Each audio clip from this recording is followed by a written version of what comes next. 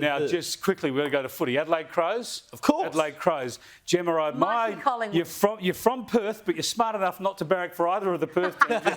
but you're silly enough to be a Collingwood supporter. But tell me, your West Australian knowledge, Freo, for 2 games now during the Indigenous round, are going to change their name to Walyalup, the Indigenous name for Freo. Now, they got the worst club song in the comp, I think. Really how's it going to go with those new words? I'm not sure. And as a West Australian, I must say I'd not heard of Walyalup being the local Fremantle name. Wajanoonga, people very well known in Western Australia.